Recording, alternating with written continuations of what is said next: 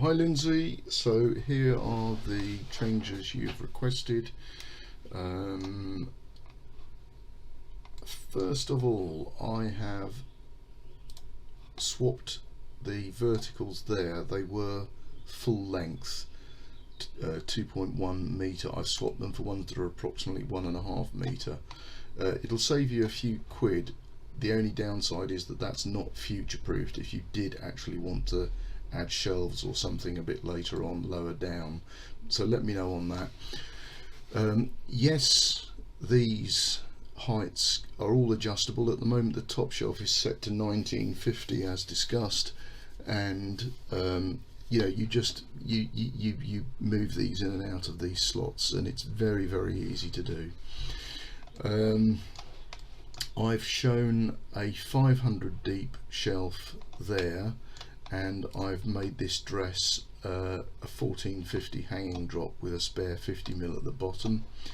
Now the only thing I then noticed about this is that that new height restricts or interferes with the glide of this top shoe rack, and if this dress, let's assume these are pushed right up over here, you are going to have to push these dresses out the way to get these shoe gliders to work nicely.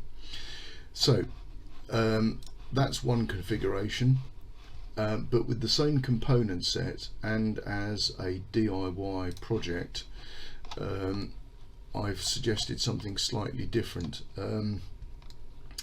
You can cut lengths off these wire shelves, and the 10-year warranty is still there. So what I've suggested is that we go from a 450 shelf here to a 350 shelf, and what that does, it's going to give you a little bit of movement here, all the way down. You're still going to have to move those out of the way. I just think it's going to be easier to do.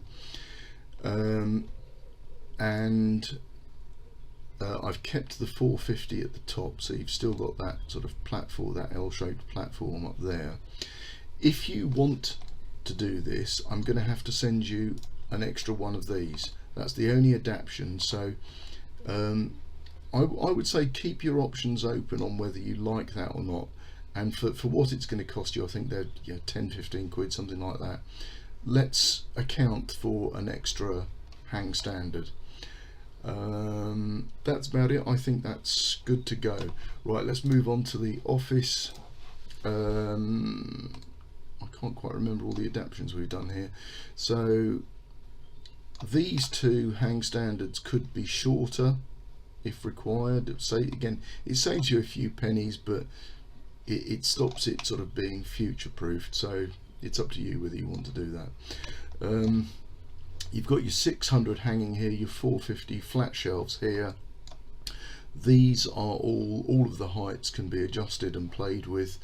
The only other change I've made is that I noticed in this area here I had a flat shelf. I've converted that to hanging only, and what that does, you can see it there, it gives you an extra 100mm of hanging. I've no idea why anyone would ever want to put a shelf between two rows of hanging. It's never made any sense to me. Because you have a slightly shallow wardrobe depth here, I'm going to supply you with a 300mm bracket and pairs of covers to just sort of slip in there and cover the, let's just hide one of those brackets there so you can see what I'm talking about. There's covers that hide the sort of little sort of unattractive clip features here in the metalwork. So that's one of the covers there. Now this is my own little hack.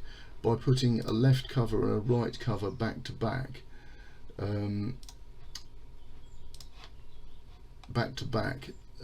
you can cover those clips. It's a bit of a squeeze getting them in there, but it can be done, and it makes that whole arrangement there look nice and presentable.